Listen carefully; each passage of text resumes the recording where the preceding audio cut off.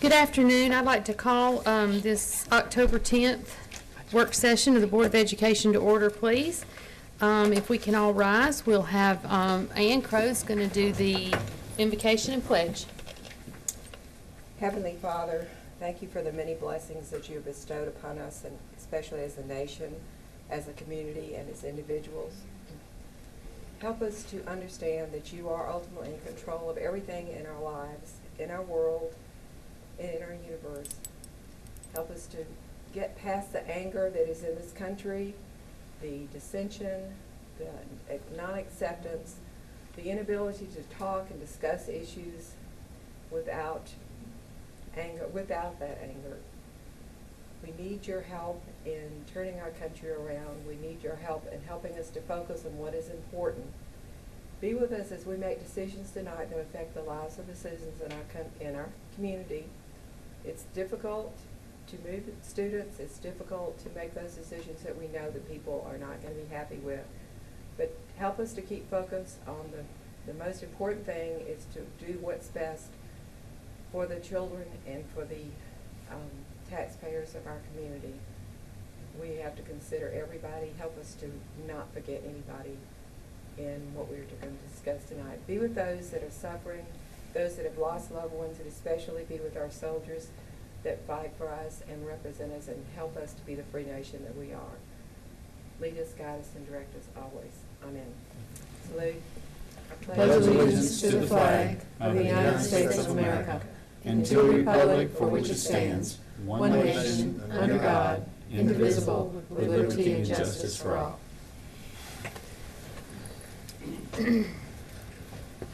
Okay, we have before us an agenda. If it's good with everybody, do I have a motion to approve? Second. A motion by Ann and a second by Tom. All in favor? Unanimous. Okay, first we have presentation and discussion items. And first up is Mr. Joey Perkle with the student calendar.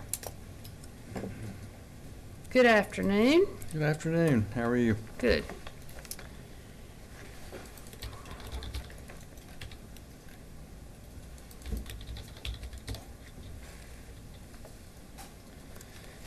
I'd like to present the calendar draft, the 2014-15 student calendar draft. As you know, we solicit input from local school councils to develop this draft.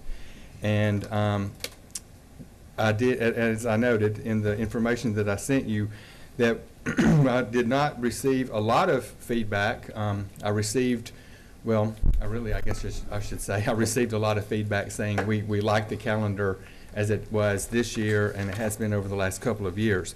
I had just a few small things about some days and putting a professional learning day here as opposed to there, so there was really some little things. So this calendar draft basically was developed based on the feedback that I did receive from local school councils, so it does look a lot like the student calendar that we currently have and we've had over the last couple of years.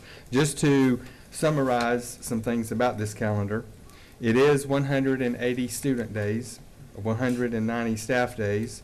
The first day of school is on Thursday, August the 7th. The last day of school is on Friday, May the 22nd. The Thanksgiving break is 1 full week. The spring break is the first full week in April. There are 5 pre-planning days, 2 post-planning days, 3 full professional learning days, 2 early release professional learning days, and 3 early release parent conference days. 2 of those in the fall and 1 of those being in the spring. So that basically is the summary for the first draft, 2014-15 student draft, calendar draft. And as you know, if you all are okay with that draft, then we will post that on the web tomorrow and receive input from the community from October the 11th through November the 1st, and then come back to you with a calendar draft presentation to you on November the 14th, and then ask you for your final approval on November the 22nd. So unless you have any questions. Joey, on the spring break, is that going to be aligned with the metro areas or not? It is typically aligned with the metro areas, and I say typically in that before, several years ago when we had metro calendar committee meetings, those meetings, we do not have those meetings really anymore. Most of the metro systems that I have talked to do try to still align their spring breaks with the first full week in April. Now, I will tell you, there may be a couple, a couple folks have said, unless something changes, and we've had some people who say they want this or want that. So there could be some systems that are maybe the week before. I don't know that you would find many, if any, systems that would be the week after that because of CRCT testing, and that's a statewide thing. But you could potentially maybe have some that could be that week before. But I guess to answer your question, typically they all try to still are trying to stick to the first full week in April. There was a discussion at the meeting that Tom and Nancy and I attended about the calendar, and the legislature are looking at having the tests later in the year and not right after spring break. There's a lot of talk about moving it later in the year. And the other thing was someone from the economic development area wanting to have the longer summer, wanting to know why we have to start so early. So those are areas that we're going to need to communicate to them why that's the case. So I hope then that may affect our calendar next year. Yeah, it could, right. But right now, this is fine. It's good. Mr. Berkeley, I had a question. Yes, ma'am. And I'm pleased to say I know that when we first started looking at this, we still had the election day was still a day off. And one of the points that, from listening to some of the LSC meetings, the teachers and the administrators had missed having that day in September. So I'm pleased to see that swap with the schools probably not being needed for election day anymore. But some of the schools we were at had picked a day a little earlier in September, and then I see now it's the 26th. Is there any logic to that date? I'm not. There is, and I'm glad you mentioned that. Actually, I was going to talk about that, and I forgot about it. But it's usually on a Wednesday too. Was my yeah, understanding. there's a writing test on the 24th, so we were going to have to move that from that day anyway, because according to our testing department, that they could not give that writing test on an early release day. There would not be enough time. So we were going to have to move that from September the 24th anyway. So we moved it to, so I had the A&A department along with the testing department to give me a suggestion of when they felt would be the best for the professional learning in September, and they wanted to they suggested to put it on that Friday. We know we couldn't put it on the 24th. The other thing in November, I did talk to Betsy with the election board, and they are going to recommend that they no longer use schools as voting precincts. They wanted to make it perfectly clear, it is not anything at all to do with any kind of negative relationship between the election board and the school board and using the schools. It's always been a very positive relationship. It's just some safety concerns that they have, that we could have, for traffic issues, and we always have to try not to have school. And even if it's a professional learning day, we still have staff there and people trying to get in, get out. So that will not be official until their board votes on it in November, but she feels very strongly that will not be an issue. So that's why we moved it. And that's why we moved the September day from the Wednesday to the Friday. Okay. Well, Because of the writing test. I like that. Thank you. Okay. Great. I'll move off of that.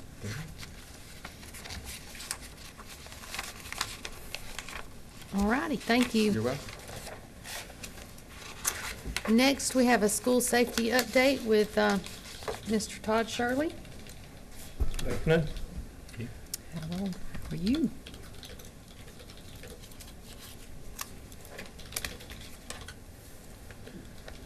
Okay, first thing I want to do is I would like to introduce all of you to Steve Hahn. Steve is, as all of you know, Chris left the department and went up as the EMA assistant director, and we have replaced Chris's position with Steve Hahn. Steve was formerly the SRO at South Forsyth High School.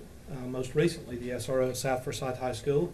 And we are lucky as a department to snag him out of there, because not only do we get someone that is highly knowledgeable in all the areas that we lost, but we also get someone that gives us a direct relationship to the Sheriff's Department still. Steve will maintain his status as a reserve deputy, and we'll probably see him in uniform some on the weekend too. So we're very Great. pleased to have him here. Welcome. Okay, just a real quick update on school safety. We had an initial safety committee meeting January 29th of 2013. Resulted in essentially two primary recommendations, and those two primary recommendations were panic buttons in the school and for us to take a look at buzz-in doors. We have our next safety committee meeting scheduled for October the 24th. We will do a summary during that committee meeting, and then also explore other opportunities that we have from our department. The results of the committee meeting and the recommendations: we have installed lockdown buttons in all schools, the PDC and the Hill Center. There are a minimum of 2 buttons located at each facility. Now, what will happen if a lockdown button is hit? Those lockdown buttons do a few things. Number one, they send out an audible alarm in a school that is a distinct sound, sounds very much like a police siren. It indicates to the students and staff that we are going into an immediate code red lockdown. That button also immediately notifies the 911 center, and at that time they will dispatch all first responders to the school.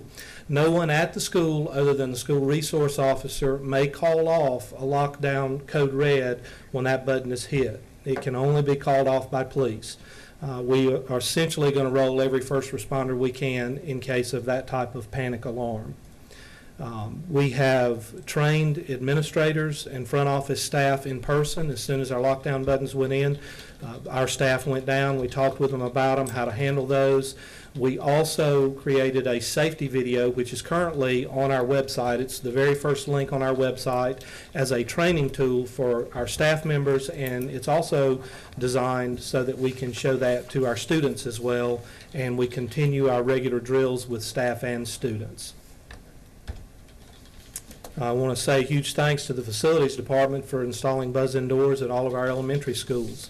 Once the buzz-in doors were installed at each elementary school, our staff went in person and discussed the operation of those buzz-in doors, answered multiple questions from staff members on how they would handle certain situations like Christmas parties and other events. The feedback that we have received from the buzz-in doors being installed at the elementary schools it's all been very positive. We do get a few questions here and there that want clarification, and we've got a couple of schools that want an additional items installed with that, but we'll deal with those as we get them.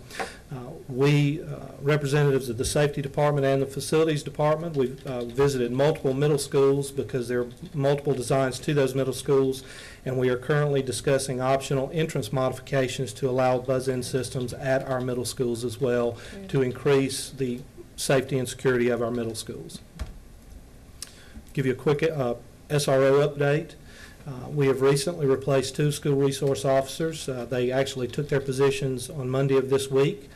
We currently have an SRO in place at all high school and middle schools. We lost 2, one moved out of the state, and then we pulled Steve from South. So we did switch one SRO out of a middle school to put an experienced one in a high school at South Forsyth High School. In addition, the deputies have elementary school assignments and are visible at those elementary schools along with the beat cops in those areas. We have Sergeant Matt Runyon, who is the north end supervisor of the SROs, who is also out and about in our schools, and Sergeant Jessica Daves, who is the south end supervisor that oversees the program on that side of the county. Those are currently our assignments in the county. You can see that they are supervised by Lieutenant Jody Chapman.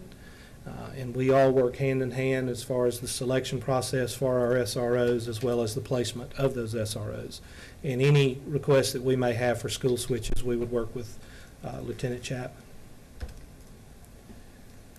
The SROs at the local schools are in charge of general perimeter patrol, athletic event coverage, and they are currently doing quite a bit of teaching, including drug, alcohol, and awareness, legal issues classes, driver's ed assistance, stranger danger, anti-bullying, and in general there to support the administration.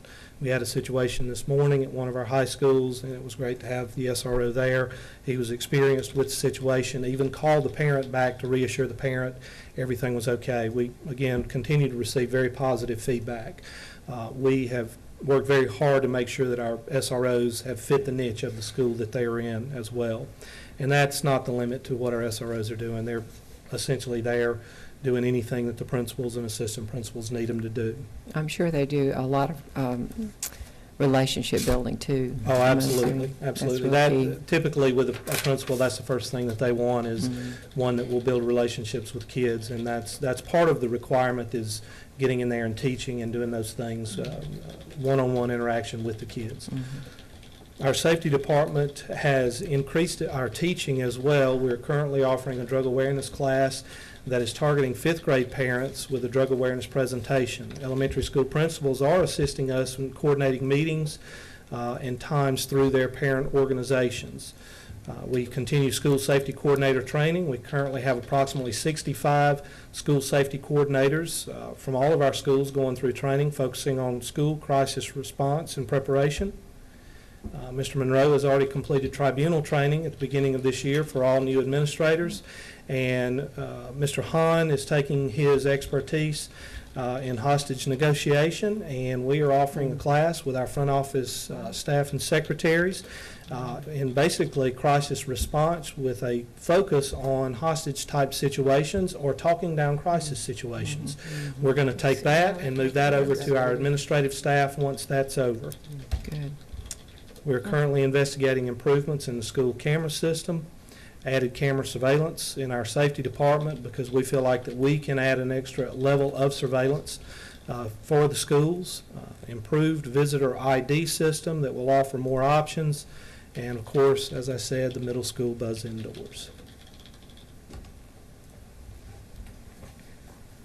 Well, I feel safe. That sounds wonderful. I don't think you've missed anything.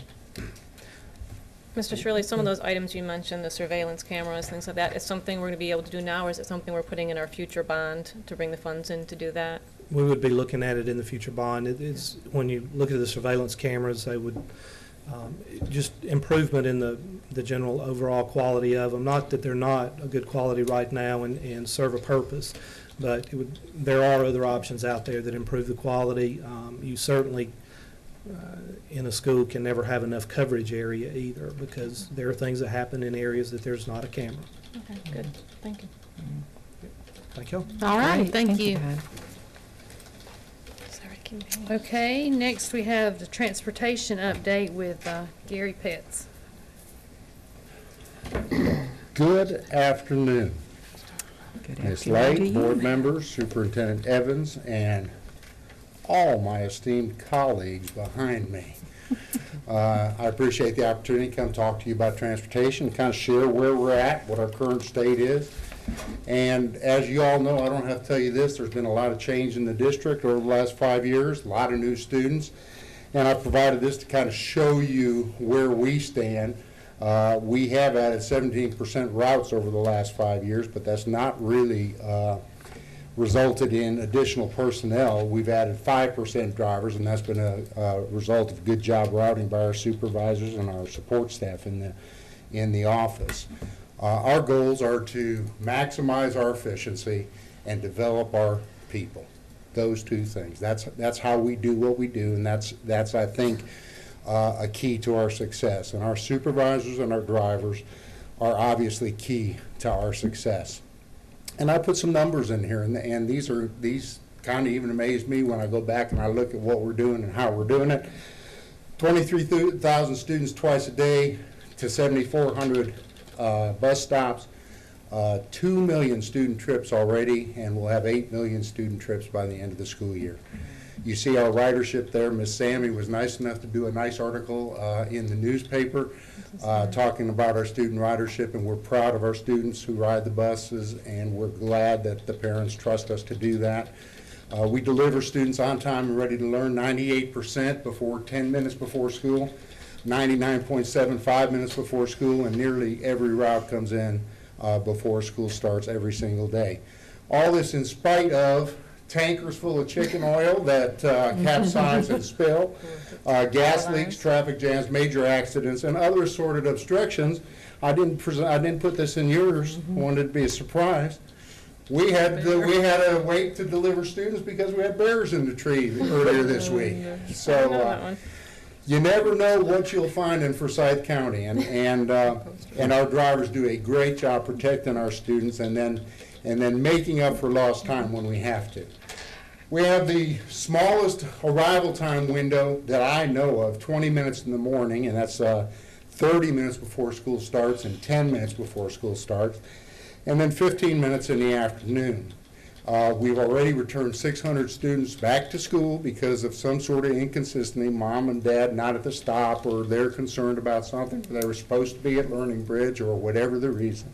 Well, what So- is arrival window? What does that mean exactly? In the morning, that means when, let me give you a concrete example. Our 7:40 start elementaries, we can start delivering our students at 7:10 in the morning, and we consider ourselves late at 7:30, which is 10 minutes. So that 7:10 to 7:30 is our 20-minute Okay. expectation for arrivals. In the afternoon, the 15-minute window is from the time of dismissal to 15 minutes after dismissal. That's when we can arrive to pick up the kids. Excuse me. We will support nearly 3,000 activity trips this year. We will service 132 activity trips this week. And today alone, we are servicing 39 activity trips. 25, I've got 34 here, but 25 of those are leaving during route times. So we have to be able to manage what we're doing on routes, any obstructions or anything that's happening out of the ordinary, and deliver all these students to their expected destination. We were traveling, if I remember correctly, to Georgia Tech, the Georgia Capitol, Al Bishop Field in Marietta, and Perry, Georgia today. We were taking all kinds of kids, all different places. So do you keep full-time bus drivers on staff just for field trips, or how does that work? We have about 8 subs who do nothing but activity trips for us, but obviously that's not enough. Right. So some of our drivers will, if they're not running a route, we will put them on these and we'll deliver these students with those people.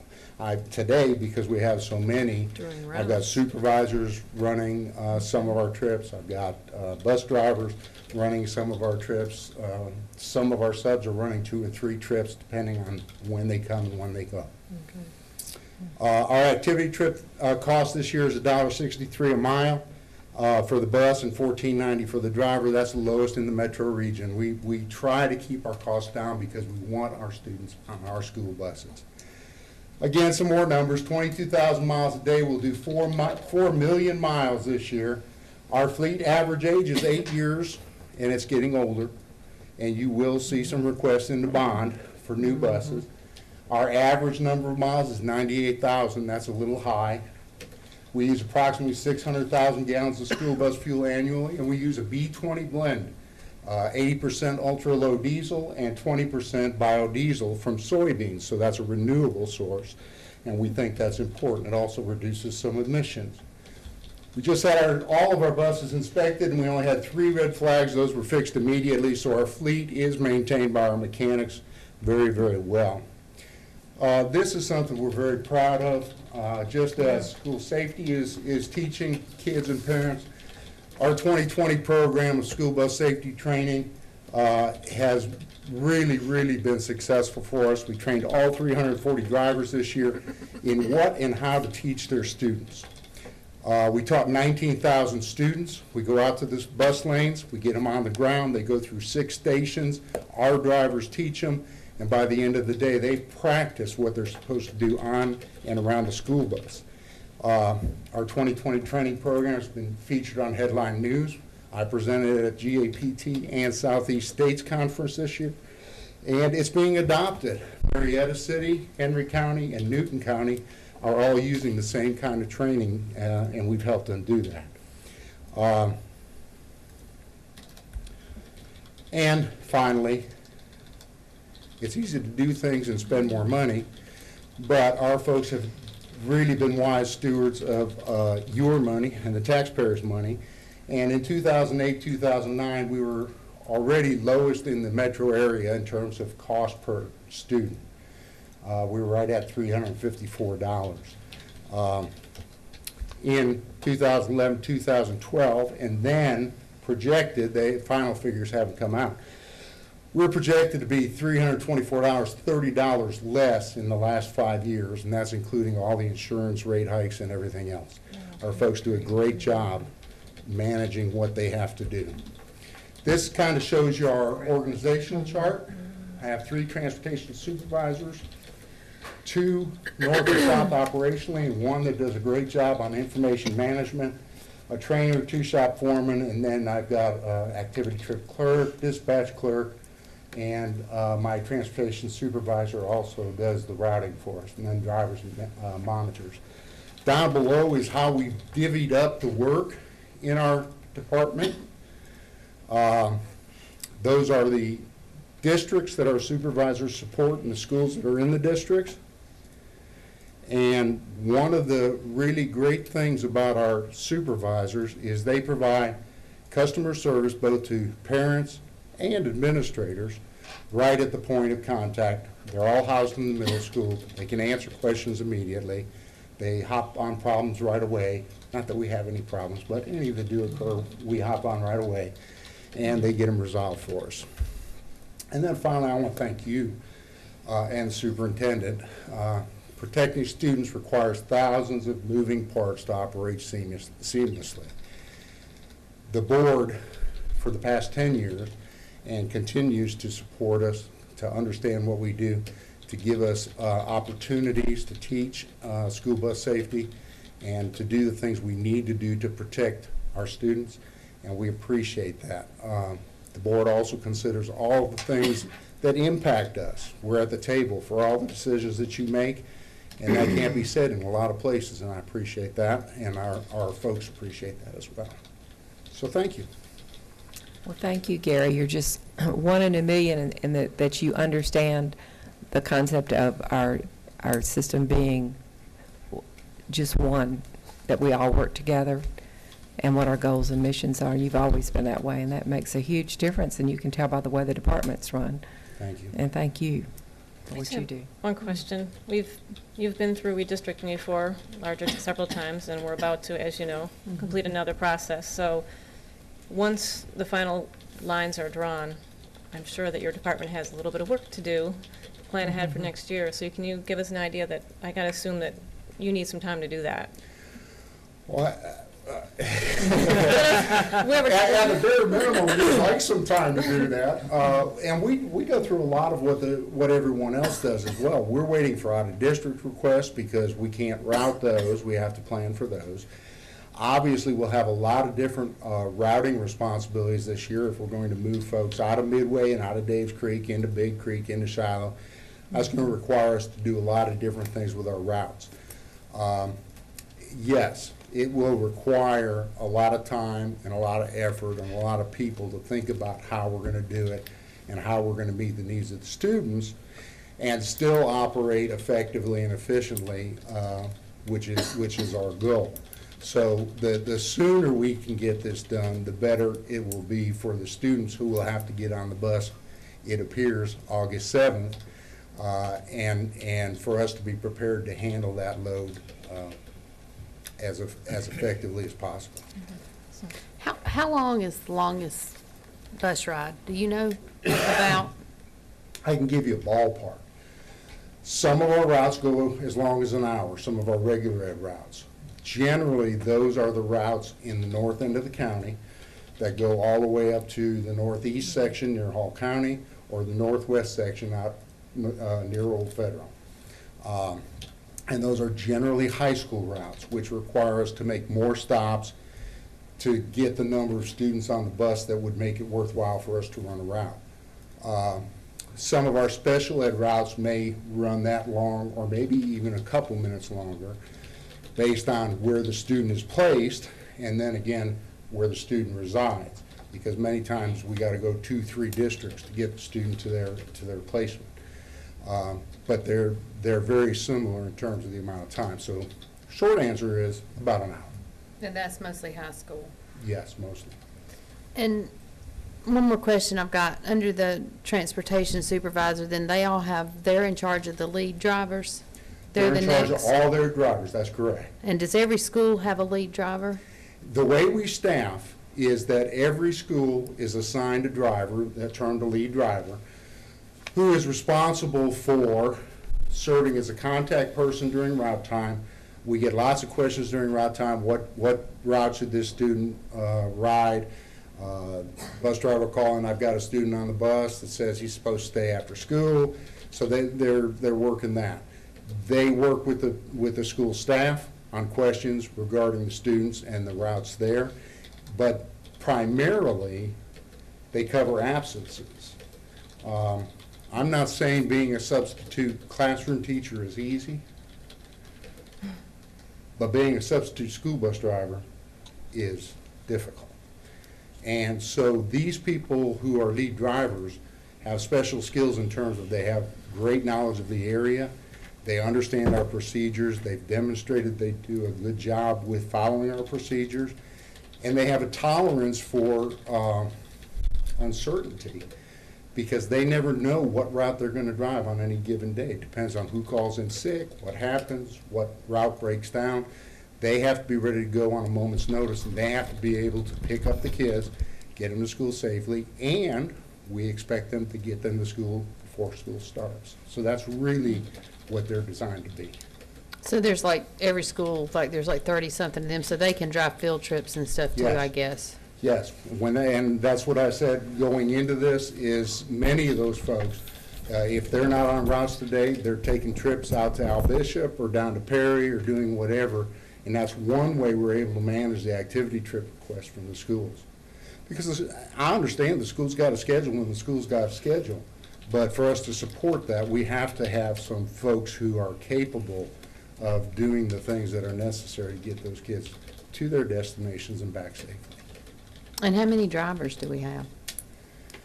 We are allotted 305 drivers this year. We don't have that many drivers right now. We're currently trying to hold training classes to get up to par. We're getting close. I would say right now we've got about don't hold me to this, I think we've got about 285 drivers, and I think we've got about 15 subs that are currently working on routes and kind of being observed and seeing if we want to hire them. And if they're doing the job they're supposed to be doing, they'll be brought on full-time shortly. So we're approaching that pretty quickly. And that 285 includes the lead driver, so really you Yeah. just have like 250 that are full-time drivers that drive a route Yes. right now. Yeah, probably. And you're trying to add to that. Okay. I think it was a couple of years ago you brought a big trash bag up here and talked about flexibility we allowed, and we were talking about taking that away. How's that working? You'd have to really talk to the administrators. We're talking about bus passes Yeah. now. And really and truly, that was kind of a result of the administrators saying to us, what can we do to manage this problem? They were spending that first half of their day managing this. And what we finally decided was, we're a basic transportation service. You've got an assigned stop. We'll get you to and from that stop every single day. But anything outside of that, you're going to have to handle that yourself as a parent. And I think the first year was more difficult, just like any first year is, but I think everyone understands that and everyone lives with it. And I think the schools appreciate the fact that they don't have to spend time on administrative, Yeah. I don't even know how to say it, Changes. minutia, Yeah. as opposed to doing what's important for the kids. So that's part of the efficiency, I think, Oh, is sure, taking that- care of that those helps. kind of things. Absolutely. Flexibility. Okay. Any other Yeah. questions? Thank you. Thank you. Thank Okay, do we have any future agenda items that we need to add since? Oh, I'm sorry, I marked out. Skipping district I lines. I was thinking we were doing that last because we talked about it. Okay, Mr. Parkle, you're up again. Try, darling. Yeah, good You job. thought you were gonna get to leave, didn't you? No, not quite. I got my glasses to see the map. Here we go. Roll the sleeves. Okay, we The committee, the redistricting committee, we have reviewed all of the online feedback from draft 1, as well as you have. And we would like to make the following recommendations for the creation of draft 2. We have 2 recommendations that we would like to make. One is, again, after we considered all of the feedback, and then certainly considering future growth in the Johns Creek area, the committee recommends the section that was moved to Johns Creek Elementary from Sharon Elementary remain at Sharon Elementary. Again, this was the area on Old Atlanta Road from Glen Cree South and was in the neighborhood of 63 students. Our committee's second recommendation and our final recommendation for this draft is in the area of East Ridge at Stony Point. We inadvertently, we had those areas separated. We had moved the ridge at Stony Point from Shallow Point to Big Creek, but we left East Ridge at Stony Point. We left those folks at Shallow Point. So after reviewing this more carefully, and we realized it's a smaller area, and it was one HOA, and again, similar to the area of Hanover Place and Hanover Point. So what we recommend is that we would add, and again, this would add an additional 40 students to Big Creek and reduce Shallow Point by around, obviously, 40 students. So that was our second recommendation.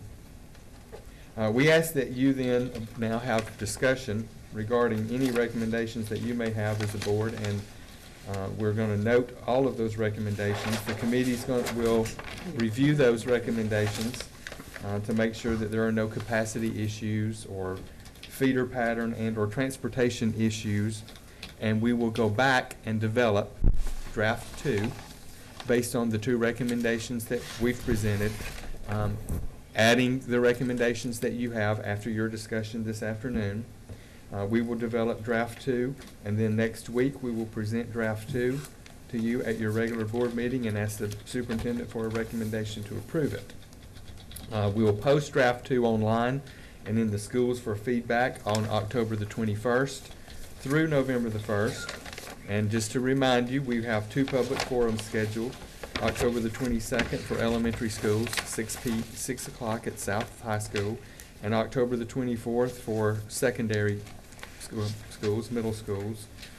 Certainly, if there are folks in the elementary realm that could not attend and are there, we're not going to turn folks away. We wouldn't do that. That's also at 6 o'clock at South Forsyth High School. And on November the 14th, then committee will present recommended changes based on that feedback, just as we have done today. And then we'll ask you at that work session to have additional recommendations just for draft 2, just as you will do today for draft 1. And then we'll present you the final district line, 14-15 district lines on November the 21st. So that's just kind of a little recap of the timeline. Also, just to make note, when we talked about the public forums, that folks will, as in the past, folks will be able to, we'll have a table set up, and they will be able to sign up for public forums when they, as they arrive. And Are those rules going to be posted somewhere on our website so they can look them up? They are, okay. We have those. So just to clarify, because we've had some questions, it's a Yes, little ma'am. bit more flexible at those public meetings to come that night, sign up and speak, Yes, where ma'am. we have, usually at our normal meeting, you have to kind of get ahead of time. So But it's a little- I think we're trying to ask that the Yes, ma'am. subdivisions, the groups try to get together and have one speaker that represents. Yeah, we will, yeah, there are some It's a little guidelines like that we do say. Right. If there, if you have 15 people from, subdivision A, then, try to elect a spokesperson to speak on behalf so that we don't have 15 people saying all the same thing. If they feel better and all 15 people would like to walk to the Right, we podium, let them, but- Yeah. that's fine, they Raise can their do hand, that. whatever. But those guidelines are posted, so Okay, that thank kind you. of, will clarify that, I think. Good, thank you. Okay? So that's where we are, and we'll let you all have discussion, and we will take notes that we'll be able, as I said earlier, that we'll take back to create draft 2. That will Okay. include any recommendations that you all have after your discussion this afternoon. Okay? I think everybody's looked at the comments that we got, and it's kind of overwhelming, and so 711 of them. Miss Roach and Miss Morrissey kind of have compiled us a list that I hope everybody's had time to look over, that condense, like we were talking about, the same thing. Do y'all want to proceed? Do y'all want to go over each one of these, or how do y'all want to I think we proceed? committed do to that. people that we would go over everybody's comments. and Okay, everything well, is since listed by y'all area. want to lead, Yeah. Well, just what we did was we took, as Nancy said, there was 700 and how many? 700? 11, I think, yeah. And for those who, I printed them out, but we had 700 and some odd comments come into the online survey, and then it was sorted by subdivision.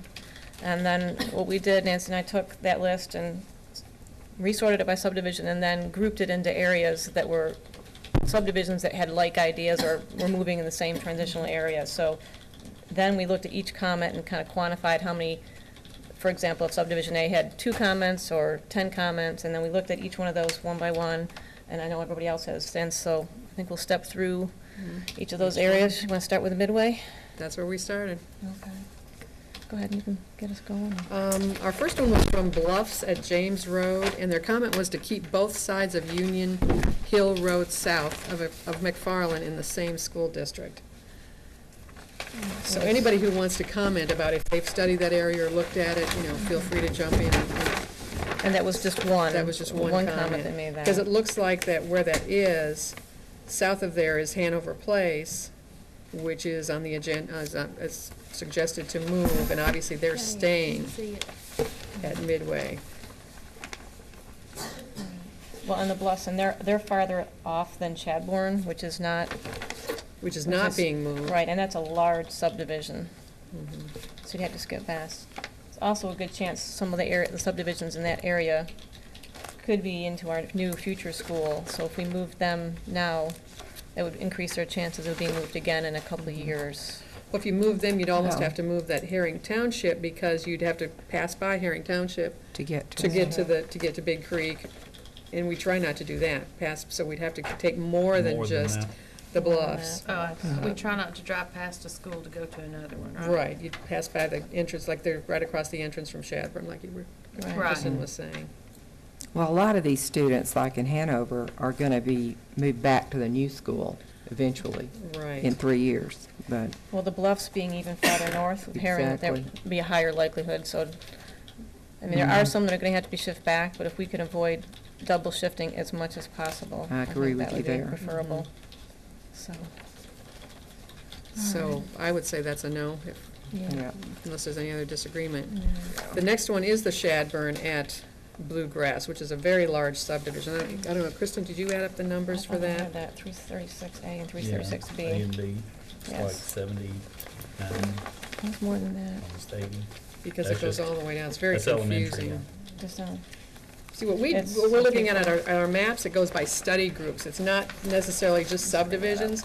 So a study group may be split into 3 different parts, which may be all Shadburn. That's why it gets real confusing. When people ask they want subdivision numbers, it's like, well, you can't just pull that out. It's all done by the study group area. Because you may have a road, like Union Hill Road, you've got to, that area may not be in a subdivision, but you still have to pull those kids in to be counted. So like I say, it gets real confusing when we're doing all this. It's not as easy as just passing along numbers. Again, there, I think we said, if you look at the numbers right now, that would be too many people, too many kids moving too out many, of yeah. Midway. Too many of them Because it is a people. very large subdivision. Yeah, it's 62. Yep. 62 more kids out. 62, elementary. Elementary, right. Now, let's back up. What our goal in this area for Midway is to relieve Midway and move some down to mostly Shiloh. Correct. So what's the numbers, back to the numbers for, Midway. Midway. And Big Creek, we're And moving to Big Big Creek. Creek and to But- Shiloh. so Midway starts out at 829, and after the proposed changes, it takes them down to 702. Right. So And it's only built for 637, so we're Which is still still- leaving them still a, some, but not. Kristen, are there any subdivisions up there that are going to be opening that are going to affect Midway? that's the one thing that Midway is in the area where there is a lot of growth coming that has already been zoned and approved. If we look at our other map here, That just fell down. there's the project in that triangle of Majors Road, Highway 9, and Castleberry. It was originally called the Venable Project, but it's now been Right. switched, and that is several hundred homes. They've already, done their official ceremonial groundbreaking, but I think I remember way back 6 months ago or so when they were running some numbers, there was going to be an additional 500 students from that area, not just that one subdivision, but the general area. So there's a lot more growth coming to that side of the county. I kind of consider that a little southwest, but it's not just Right. the southern part, it's actually that area as well. Right, okay. So, But even if we moved more kids out of Midway, it's the logistics and the fact that the other schools are going to have the same problem with Yes. Shiloh and Big Creek. We're There's gonna not be more. really accomplishing much. yeah. I know, I'm, talking to some of the staff at Midway, they're looking forward to some relief, but they also don't want a huge, they can only take so much transition at one time as well, so we don't want to completely Right. gut them either. And we may want to go, move along down these, all the Midway and talk, and then kind of back into it, because a lot of things go together. Okay. Rather than saying yes and no to each one, we may Right. say no, and then we go, oh, gosh, maybe we should have said yes. That might be the Right. easiest way to do it. Mhm. So we know that's a large subdivision, we know now where it's located. The next one is Hanover Place, which is next to it, and that one is It's kind of- proposed to go to Big Creek, and they're very happy because across the road, Hanover Point, they consider themselves, I think it's one They're a sister sub- HOA. right. It is the same HOA. Yeah. And we moved Hanover Point last year. We didn't want to move Hanover Place at the same time. We didn't know what the numbers were. We didn't want to have to move them last year and then say, uh-oh, we moved too many kids, let's move them back. So that's why they now are moving to Big Creek, and they're very happy. They want to go with Hanover Point. And that ended up being a good decision at the time, because when the numbers went into Big Creek that came out of Midway, roughly speaking, I think we had an additional, I want to say 70 students more than originally anticipated. There were a lot of students in that area that were either in private schools or Private home schools. schools that kind of came out of the woodworks, and we don't have access to those numbers. So I think that was a wise decision at the time, but now we know a little bit better that we can move this particular subdivision over.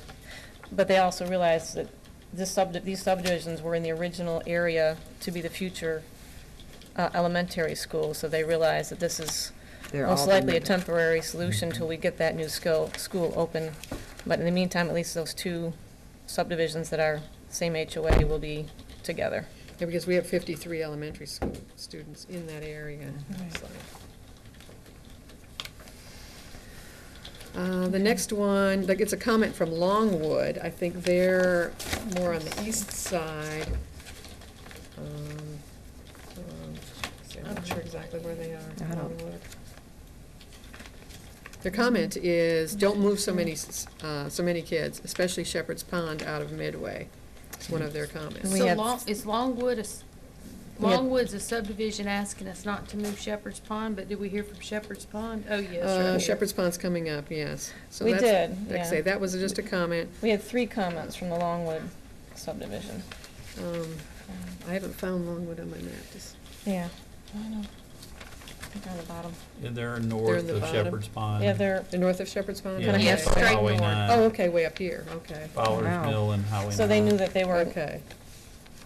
they were not, Yeah. they were not slated to be changed, they just had a comment. That they're just worried that Midway may get too low.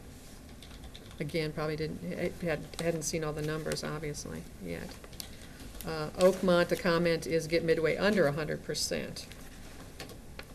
Well, I think our long-term, obviously, goal is to do that, and that's what the new school is gonna. A new school is will gonna help relieve us to that. do. Right. We- Oakside at Hamby, there is no change scheduled in draft 1. They're actually west of Midway, way over there on the border. Okay. And they actually want to go to Vickery Creek Elementary. And that's some of the moves we did last year, but again, if you'll look at a map, if we move them, They would- they are on the border, it looks like, on the border of Vickery Creek and Mhm. Midway. If you look at, they come right out on the road and they can go right Right, to right. Midway. They're very close to Well, Midway. There is a lot of growth coming off of Drew Campground and that general area as well, Mhm. so Up. Vickery They is went that gonna, way, they did, we can't overfill Vickery right now either because they've got more growth coming. Vickery So, is already full, too. Again, Right. the new school being below Midway is going to help relieve Midway and Right, and Vickery. these people are definitely close to Midway, and Yeah. we'll be staying at And Midway, so if- we if hate they- to move them. They would drive by Midway to get to Vickery Right, now. and that's what it looks like road-wise. Be a double move. And Yeah. it might be too, like Dr. Evans was saying, with the new school, then they might get moved again. Right, they would be a Yeah. definite to stay at Midway, I Move would back. think. Yeah. Mm-hmm. We're talking That's one thing 14 we try not to students, do. too. Yeah, you're talking Right, 14. Old Union Preserve, they're at Midway. We had 13 We don't- comment. We don't have any change in draft one, but they would like to go to Shiloh Point Elementary.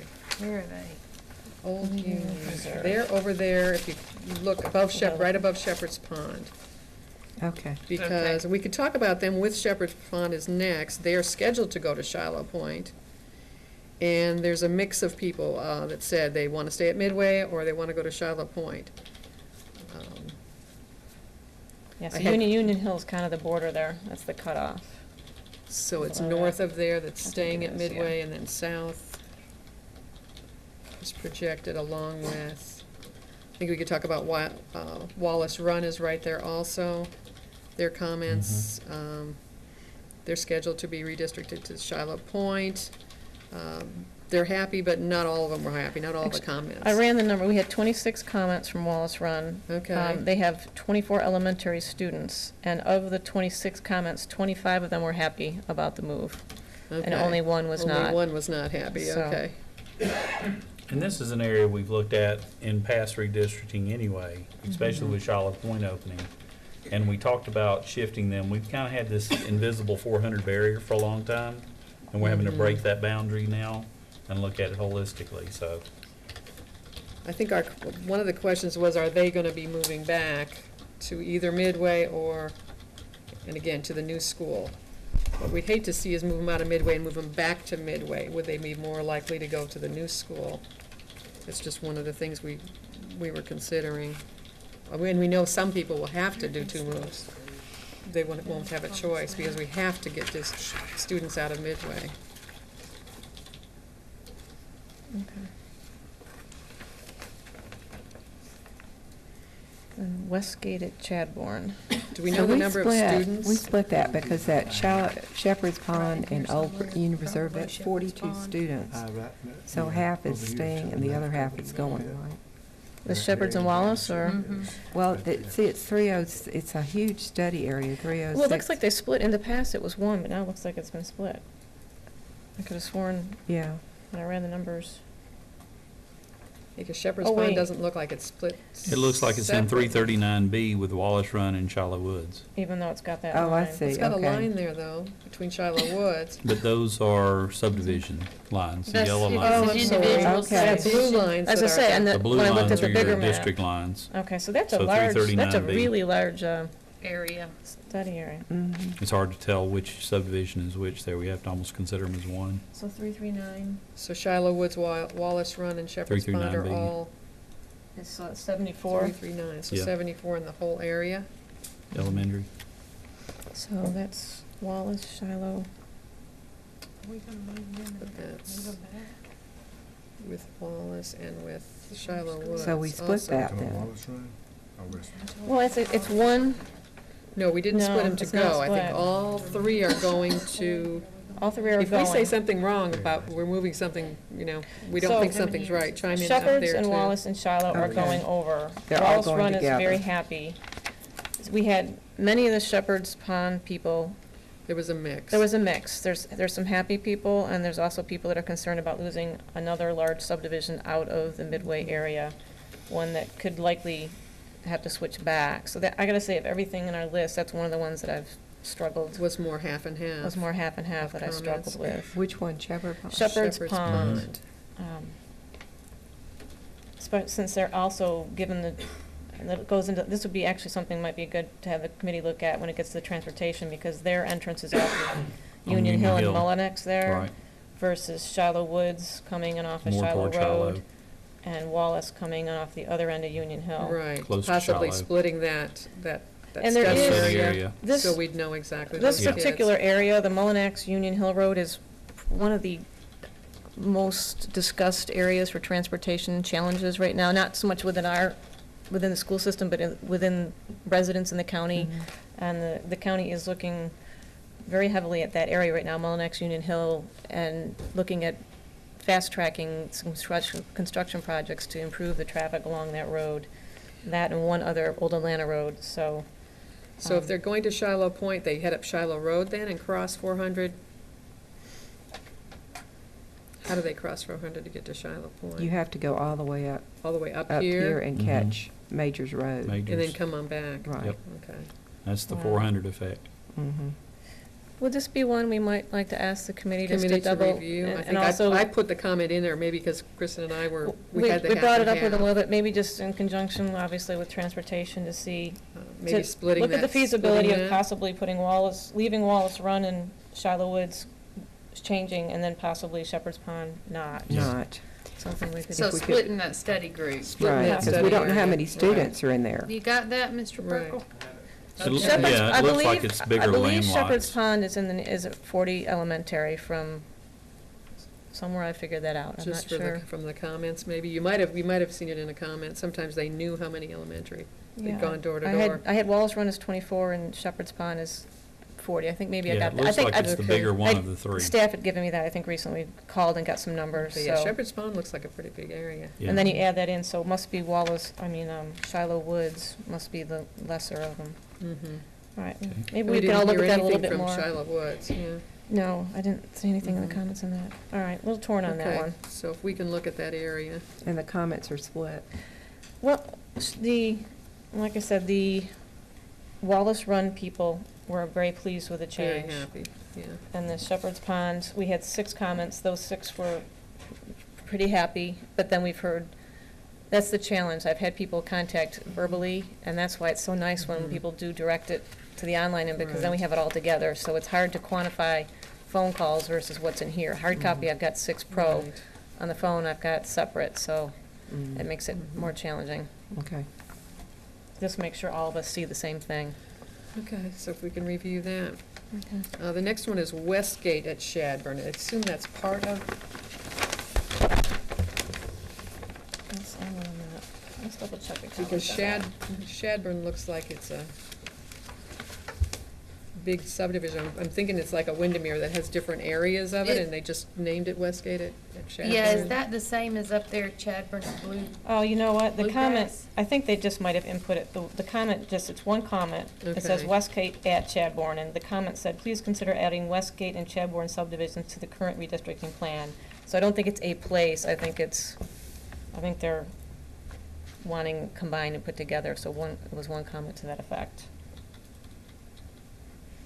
Oh, wait, actually, so it's just the West Gate.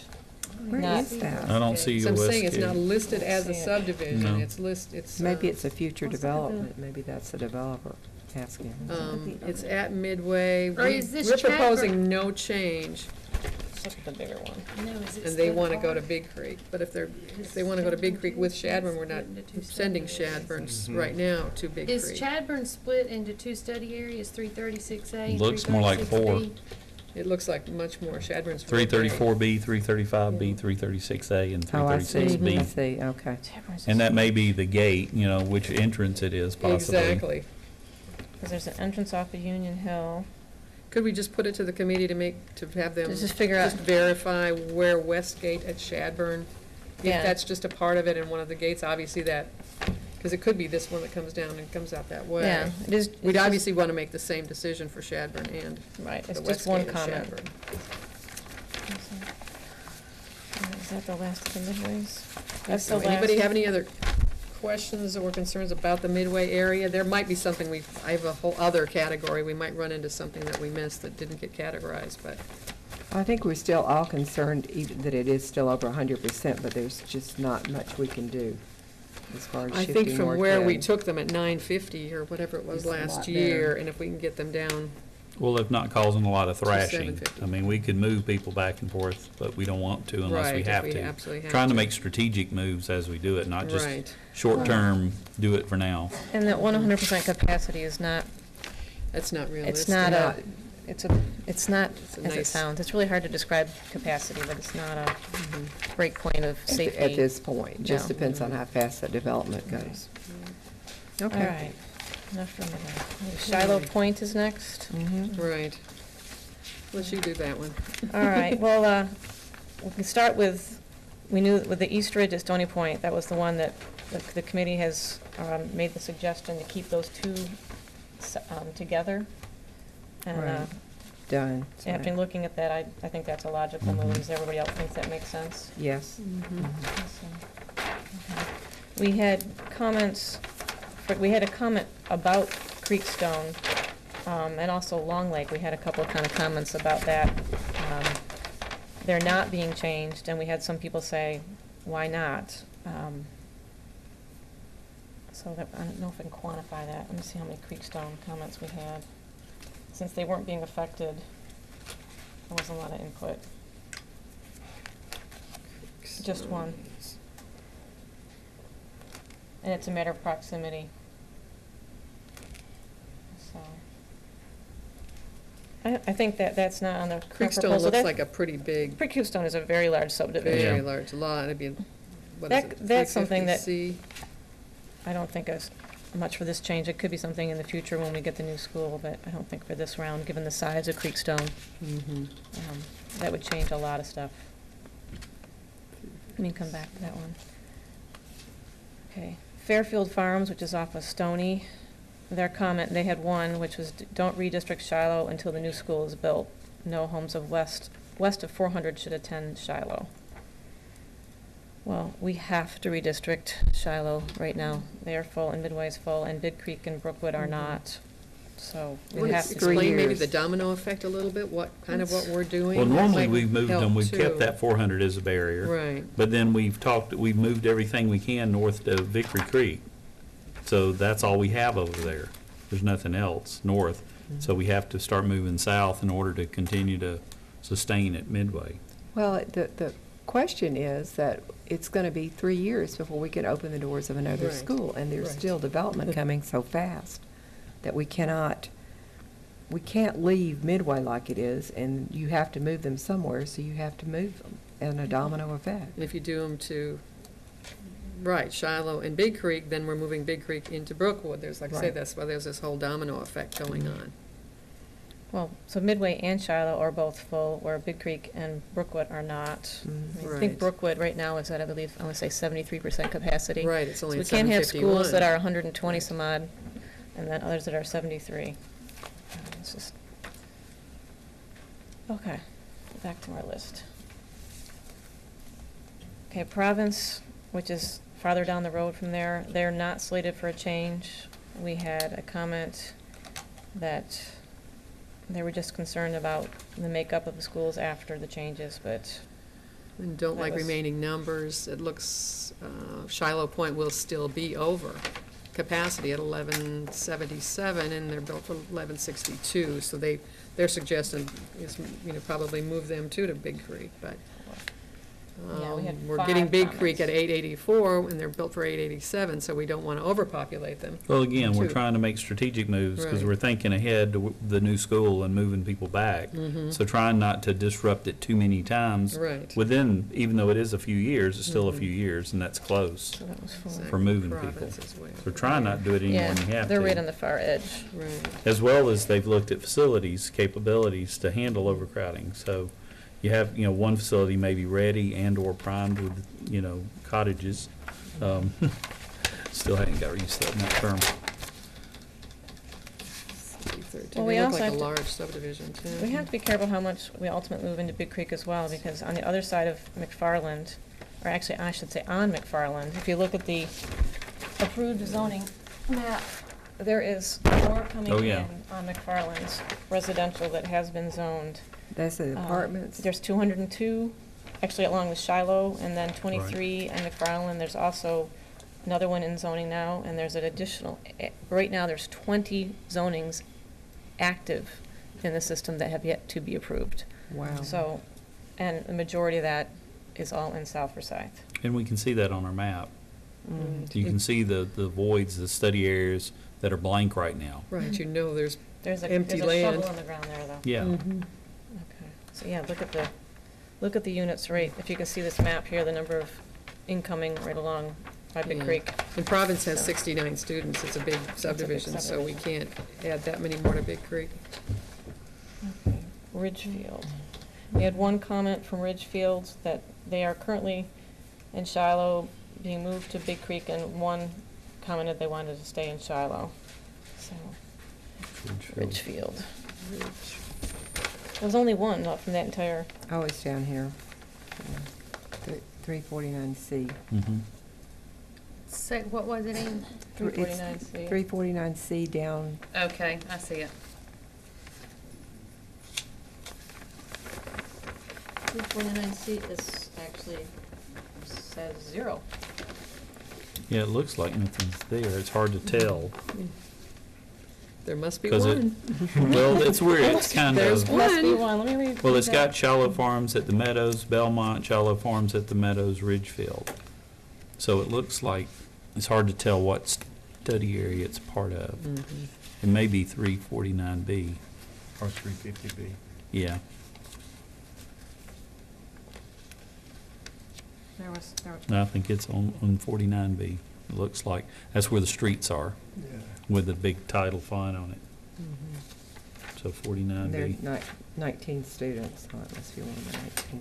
Yeah, I've showed 38 in 349B. for Ridgefield? I can't tell how much. See, it's right here. For which one? Oh, okay. It's like tagged on. It's hard to tell exactly where the street is for it. It's closer to Big Creek too, my goodness. It's right there. Okay, that's why, so we've got them. And we're Some of them moving enter- everybody some of north them of enter- them, so they really Uh-huh. have to go if we move all those. Yeah. Up north of them. What happened, their comments came in, some came in as Ridgefield, and some came in as Shiloh Ridgefield, that's why. Okay. That's why they're separate. And Shallow Farms, it's all part of the It's same. all part of Charlotte it. Farms is Right. the same, okay. So you gotta kind of take them all in the same lump, almost. Right. Yeah, because you're moving north of there, so you have to, Mm-hmm. So And we it- did have the total Again, you two, have so we had a to- total 2 comments if you combine the difference. okay. How do they come out of there to get to Big Creek? Piney Grove Road? Is that right, Kristen? I'm trying to look up, which one, the farms or? Well, yeah, It's Shallow, do hard they with all come the out? writing there. What road they come on? Wow. This is a different color than the ones.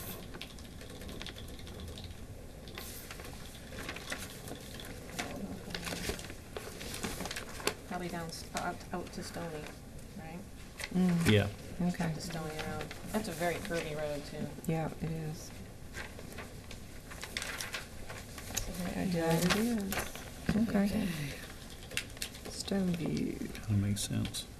It's not a straight shot for either school. No. But it, No, it's not, but still. Distance-wise. And Stoneview is part of that whole mix too. it's right in the middle. Right, it's right in the middle of the East Ridge and the Shallow. And they're saying move Long Long Lake Lake instead. instead. Okay. Well, the challenge with Long Lake, they are closer in proximity, but Long Lake is on the other side of the road. It's a 4-lane highway, and they do not have a turn signal. So I literally, on the way here tonight, almost hit a car who tried to dive into that subdivision in front of me. But there's a light at Sharon and there's a light at Stony Point right now, the DOT put in, but there's not one at Long Lake. And given the closeness Oh, of yeah, those I 2 know, lights, I don't I know know. if they'll, it's not, They won't do not, they that. probably won't put another. So Long Lake goes out to turn right, and they have a special decel lane just for them to turn around and make a left, so that's something to look like in the future. But to move Long Lake down the street south, that would be a really, I think that would be a safety issue. I think Creekstone would be, making a right would be higher on the list than Long Lake. Mhm. That would be trying to get a school bus across there would be a really big challenge. So, and Long Lake is a large It subdivision as really well. is, I'm just Very big. looking at it, wow. It does have a senior area in it, but it is a And big. Stoneview is very small. Yes. Okay. Alrighty. All right, is that all of them? That's all of those in Shiloh Point area. So I think, from what we're hearing so far, we agree with the committee's suggestion about Mm-hmm. the East Ridge and the Ridge. but most people in that area seem to be fairly satisfied with the changes. Okay, the next one is South Middle to Lakeside. This one, we did receive a lot of comments on. Right. It's Brandon Hall. It's the only ones where we are moving. There's 69 middle school kids. They're at South Forsyth Middle. We're proposed moving them to Lakeside. They're saying it's much farther away. They actually sent us a map. And we were looking at it, and it was like, they kind of gave us, it was like 3 minutes to one school and 7 minutes to the other, and I thought, well, that's not too bad either way.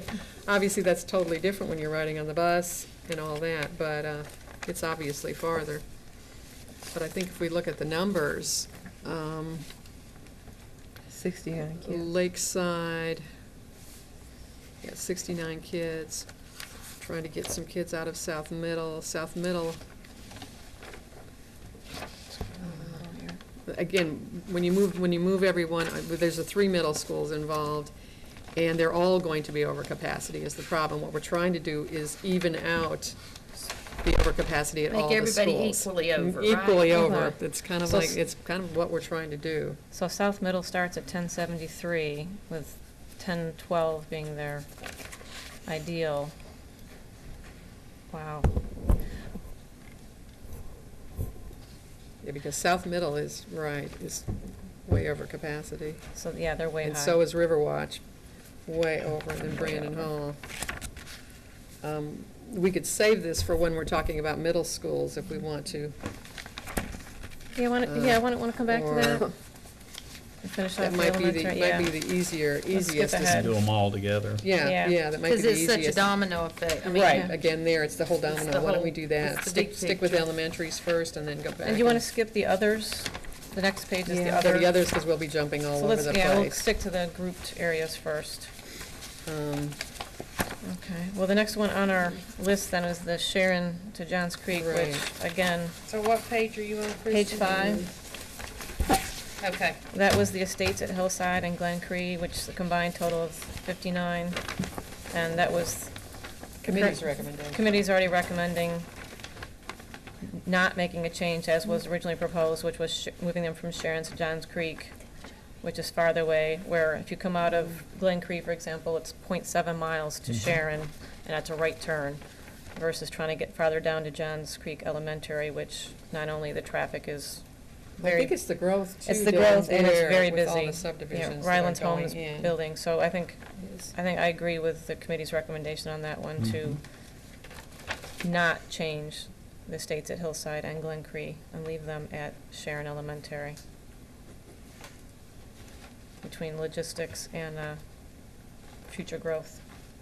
Because I'd hate to see it grow a lot at Johns Creek and then we have to move them back again. That's what we try not to do, so. Anybody have any concerns about that recommendation? Keeping the recommendation of the I committee? think it's a good idea. All right. You Next is Brookwood. You wanna- Yeah, we're gonna, since bottom it's of your page area, 5. We'll keep the middle schools till. All right, looking at Brookwood again, well, the changes were to. I would say one thing back to that area is if the committee would double check and make sure that the areas we perceive as growing in that area are districted to Johns Creek, so that we're prepared to make them go there when that comes. Well, if you look at the, Right, yeah, they're actually south of it. there's, Okay. Ryland Homes Yes. is doing a large one right near the park, There's and then around the corner, if you go down Old Atlanta, turn right onto Mhm. McGinnis Ferry, after by St. Marlowe, there is a, D.R. Horton is doing Yep. 105 homes Yeah, I there. know, I that drive it they're- every day. Definitely that's- Johns Creek. That's going full Yeah. steam, so that's not just permitted, that's going. Yeah. We have to be careful, though, because when you look at, like, this map, for example, is zonings, I believe, I want to say from 2011 Right. and 12 on, and just because something's approved doesn't necessarily mean it's going to break ground. Right. And on the opposite side, there are zonings that were done in 2005 that have sat and never been changed, and now there's a shovel in the ground now. So this is a good thing to look at, but unless you're driving by and Yeah, seeing we the just ground. haven't, we don't talk about the areas that are not populated. We talk about subdivisions where people live, because that's where we get comments. Because we're only But looking strategically- at this one little Right. space right up Right. there.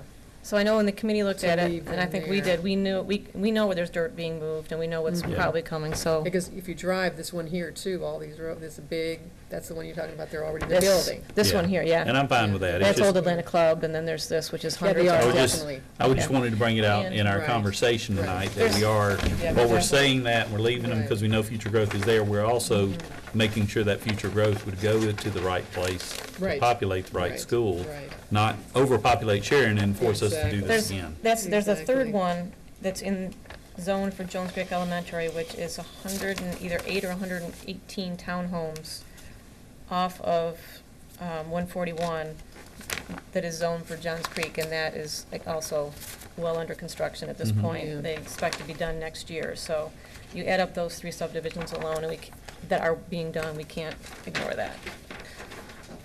So, good question, Tom. And that's why we're leaving the capacity we are at those schools in the Right. area of growth, and that we've districted them. I mean, we've had discussions before where we It's- were they could debating take- an they open need the area kids, where to yeah. put them, and then we realized, wait a minute, that's where the jail was going to go, and are we redistricting prisoners? So we actually look at what that land is and really put them to the right place ahead of time. Well, Trying to. there's Gwinnett County to the right, so there's no Yeah. other school farther than Johns Creek Elementary to go Right. to. Yeah.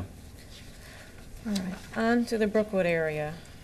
So again, Brookwood is kind of the end of the domino effect. We had Midway and Shiloh that needed to be relieved, and those Mhm. went from Midway to Shiloh to Big Creek, and then Brookwood, which was probably the most under capacity, is ready, willing, and excited about getting, the principal's excited about getting some students.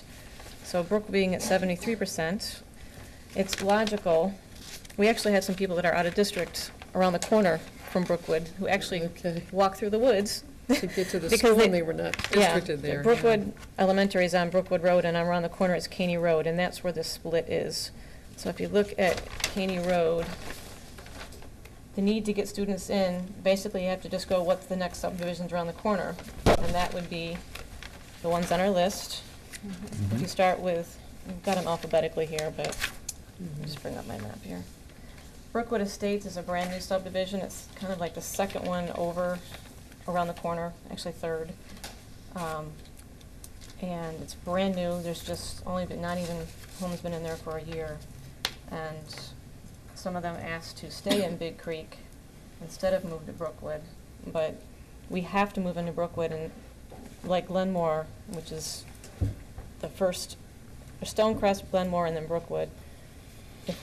Brookwood Estates, I should say. If we don't do those, then who would you do? Is what it kind of boils right, down to. yeah. So, on the upside, this is where I gotta say I'm really pleased with staff that they were able to make these changes and not affect the middle school and the high school patterns at this time, which is pretty impressive. So this is one where a new feeder pattern was created. Right now, Brookwood's been in Brookwood, South Middle, Lambert, where the Big Creekers have been Big Creek, Piney, South. Okay. So these new students coming over on Caney Road, who will now be in Brookwood, are still at this time slated to go Piney and South. So that isn't a big change for them, it's just the elementary level at this stage. So that's one of the 2 new feeder patterns. But one comment was, if you're going to move us to Brookwood, then please There move us is- out of Piney to South. Do we know how many kids are in that new feeder pattern? By any chance? You know, we try and, not go below like a 20% for a new feeder pattern. Brian? How many? 35%. 235 was like 27%.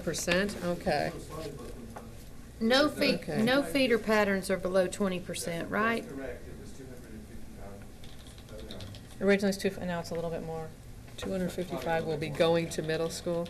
It was 255, but now it's up a little bit more. I think it's 264 total. Oh, okay. It's gone, they've updated the numbers from what we had on the original list. Okay. With- And that's I think- kids that'll go from Brookwood to Brookwood. South. Well, that's the Oh. total increase at Brookwood. That's if the they all total go increase. in Yeah, that my feeder my pattern. question was, how many of Brookwood now? Okay. it's So you're saying 264, 1015 is the total projected for Brooklyn, so that 255 on 1015. okay. So roughly 25%. That's, But you have to divide that he's by not talking three. about the feeder pattern, he's talking about just a general increase. That is the number of students in that feeder pattern. Yeah, 255 students is the number in that feeder In that- pattern. Okay. Okay, I see what you're saying. Yeah, that's Got our it. feedback. Okay. It's just, we want to make sure the feeder pattern's not small. Mhm. That's been one of our basic beliefs Mm-hmm. as we do that. And Right. that is something that we as a committee look at to make sure that it's not, and kind of the thing that we. Do you want to come to the microphone, just because this is taped, and it's nice when you're listening, re-listening to the tape, you hear it. can't hear Because that things that actually, go on. in the The middle question school about the level. feeder pattern is Yeah. that Right. it is, in our opinion, not a small feeder pattern. That is one of the things that the committee looks at when we're looking at making changes, that we make sure that if we affect a feeder pattern, then kind of the guideline that we go by is at least, we want to have at least 20%, if not more. I mean, our Right. goal is to have more than that, but Right. we wouldn't want to go below that. Right. So, to answer your question is, yes, we do look at that, and no, we think that feeder pattern is not, we do not think that feeder pattern is a very low feeder pattern. It's a big chunk, that's a large shift of kids. That's right, Okay. yes. That's the big, I think, one Good. of the biggest shifts in the whole. Okay. And that Okay. lessens pain a little bit, leaving it. I think people need to understand too, it would be very, very nice to be able to have every elementary go to one middle school that goes to the high school, but just because of the logistics of how we are set up in our county, there's no way we can do that. We put increased focus on it, though. We We tried, understand but the there's importance just of no that, way. right? Well, We actually, do the some of best the we can. feeder pattern shifts at the middle school level are improved with these changes. so. Right, right. Well, I think the Mhm. other thing, when I Good. looked, because obviously this is my neck of the woods, I live here, when I looked at it, and I know Nancy's done this a lot, as we look through all these changes, if we don't do a change, what's the alternative? Because numerically, it's hard, I mean, this is data, we have to move some Mhm. students, so if we don't shift a given subdivision, what's the alternative? And given these subdivisions are so close to Brookwood, Mhm. I mean, all the subdivisions across the street are already going to Brookwood, so there's nowhere else to pull from Right. that direction, so we have to look to the left. And I think we look too, they're for sure at the future, saying that Brookwood can handle this, they'll still have some room for growth. And is there a lot of growth going on, or are they pretty, There, I there think is a they'll be little able to bit. handle it. There's 46 homes going in directly across the street, which is breaking ground that's going, and there is potential right around the corner from there. It's under zoning now, but there are some other areas, but Mhm. not but nothing numerically. huge, not like Not hundreds massive. of? Not hundreds, Yeah, no. yeah. And I think they're close enough to the major artery that is more commercial Mhm. zone, so therefore, Right. you're not going to have the housing come there. Yeah, because the intersection Yeah. of Brooklyn 141, those three triangles are all commercial, and then as soon as you get to that intersection, you can see Big Creek from there. Mhm. Yeah. So Big Creek is an option if things go up the road a little bit more, Right. so. So all of these subdivisions basically Are are kind right of in the all same together, area. right here. Yeah. Mhm. Well, on the split, if you look at the map, the split is also, it's really also a matter of logistics. The ones that were shifted off of, like Christopher Robin there, are all Brookwood Lake, Somerset. They go out onto Christopher, they turn right, and they go around to the school. The ones that were not, like Saddlebrook Glen, for example, that's on the other side of the street. When you're at Saddlebrook Glen, you go out, you turn right onto Old Alpharetta, and you go You're at to Big Creek. Yeah. Right there. Okay. Okay. Mhm. Chatsworth, the other ones, they enter out that way as well. Brandywine enter off of Old Alpharetta. Okay. One of the concerns that came in about this area was concerns about traffic and safety, and that actually is a legitimate question, because the intersection of Caney Road, where all these subdivisions are, and Old Alpharetta is it's not a nice T intersection, it's No. very awkward. On the upside, county has already got the engineering done, they're Mhm. finalizing the land acquisition, they've got one Doing minor it. hurdle. Right. They were hoping this fall, but probably by the spring, the intersection of Caney and Old Alpharetta will have a four-way signal Good, light, and it'll be good. turning lanes and all that kind of stuff. So that's a very heavy thoroughfare, and that will be improved, as well as sidewalks are going to be added at that as well down the road. So Great. the traffic Great. issues that people are concerned about are imminently going to be addressed. Well, that's good. So. Okay. So we didn't actually, if you look at all these, we've had two, I see my notes in here, we had very few comments. I spoke to people in Saddlebrook Glen today. Most of them are very happy that they're staying where they're at, so. Few concerns, but overall not many in this area. Glenmore, we had to split. We had 8 comments, half were happy, half weren't. So, Mhm. 4 on all of them. So, any other questions on that area? No, I'm surprised we didn't do it originally. They were They so were close. so I close, was I trying to know. go back in my notes and realize I why was we trying to- didn't make these decisions. A little bit bigger. Yeah. Again, it must be, Well- we didn't have the growth at Midway we didn't anticipate. Yeah. Well, I think it was also- just evening out the numbers at that time. Initially, at that time, the northern side of Caney Road was zoned to be about 300 homes. It was a residential zoning, Okay, and that got okay. shifted to MPD and then commercial. So the park, Okay, which is so we 63 must have acres, was supposed to anticipated. be a bunch of homes, and now that will never Okay. happen. So That must that- have been why. that future yeah. growth is not going to happen. I mean, I know it's grown because when I moved in in 1995, I moved in Summit at Brookwood, Summit at Brookwood down there, and there was nothing over there. Mhm. So it's amazing to see how much that's even grown. So, looking yeah, at that it. make- Yeah, that makes we sense. must have What, the known growth about that was that. really Yeah. close isn't going to happen, so we've had to spread out Yeah. farther. That's a good point, Nancy. Okay. Okay, next on our list is the Haw Creek area. We've got, Dave's Creek is way too many kids. They're sitting right now at 1,331, they're built for 1,061. So our goal is to get kids out of Dave's Creek. And that goal came in from not only staff, but the LSC, the local school council, Right. asked because they're- specifically for They're relief. bursting at the seams, right. How many, think about it, how many exterior cottages does Dave's Creek have right now? They have, 14 maybe? They 10 have- at least, I think. they have a lot. I don't remember. 4? Is it? It's in there somewhere. But Okay. there's, while they're looking for that maybe, we have Balmoral, Blackstock Mill, Cascading Creek Estates, and Trammell Estates that are all scheduled to move from Dave's Creek to Haw Creek and obviously want to stay at Dave's Creek. We had, we're gonna start with Balmoral. We had 3 comments from Balmoral, which is Okay. above Blackstock, if I remember correctly. Yeah. That's right At here. Trammell there. Mhm. And there was 3 that were against the change. They were concerned about resale and things like that. But Blackstock Mill, we did have 18 comments. And Nancy and I did spend a nice morning out there driving around and doing the It's turns. amazing with the growth. And there's more coming in that area. We Right. were amazed at not only what was under construction, but how many more red signs we saw, yellow signs we saw out there for incoming growth. And if you look at Haw Creek, obviously in that area, there's 196 kids, and Haw Creek is only sitting at 835. That will bring them to 1,031, and they have room for 1,187. So, obviously, the committee took the closest, obviously, you look and see where Haw Creek is, Started and say, what are the moving toward that. closest, what are the Yeah. closest subdivisions to Haw Creek that we could take out of Dave's Creek? And if you look at a map, that is logistically, it is the area that you could take.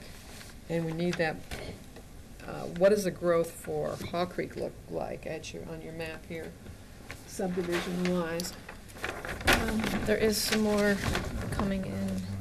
Mm-hmm. And it's 14 units, Mhm. 80 80. units, And and that's a- 11 units. These are 2 different 11 units. Oh, Mhm. actually, that one just got knocked down to less than that, but a Okay. little bit less. Okay.